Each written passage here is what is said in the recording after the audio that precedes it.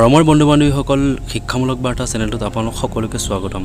লৈ আহিছো এটা ৰিজাল্ট আপডেট যেটো প্ৰকাশ পাইছে এপিএসসিৰ ফালৰ পৰা জুনিয়ৰ ইঞ্জিনিয়াৰ তথা মেকানিক্যাল ইঞ্জিনিয়াৰিং, সিভিল ইঞ্জিনিয়াৰিং আৰু ইলেক্ট্ৰিকেল ইঞ্জিনিয়াৰিংৰ সবিশেষ চাওক আজি এই ভিডিঅ'ত। যদি আপোনালোকে মোৰ এই চেনেলটো সাবস্ক্ৰাইব কৰা নাই সাবস্ক্ৰাইব কৰি ল'ব। তবলক ভিডিঅ'টো আৰম্ভ কৰোঁ। ৰিজাল্টসমূহ প্ৰকাশ পায় আসাম পাব্লিক সাৰ্ভিস কমিশন এপিএসসিৰ ফালৰ পৰা। ডেট হৈছে 2 আগষ্ট 2021। পদৰ নাম হৈছে জুনিয়ৰ ইঞ্জিনিয়াৰ মেকানিক্যাল তথা সিভিল তথা electrical under directorate of inland water transport Assam under transport department. 31 July 2021 তাৰিখে ইণ্টাৰভিউ লোৱা হৈছিল আৰু তাত মেকানিক্যাল ইঞ্জিনিয়াৰিং তথা সিভিল ইঞ্জিনিয়াৰিং তথা ইলেক্ট্ৰিকেল ইঞ্জিনিয়াৰিংৰ ৰিজাল্টসমূহ ঘোষণা কৰা হয়। প্ৰথমত আহিছে মেকানিক্যাল ইঞ্জিনিয়াৰিংৰ 6 জন কেণ্ডিডেটৰ নাম ঘোষণা কৰিছে। টিংকু কুমাৰ সিং, মৃদুপৱন শইকীয়া, সমী উল্লাস্কৰ, নৱনীতা বৰা, মধু উৰাংগীয়া, দেৱজানী শইকীয়া।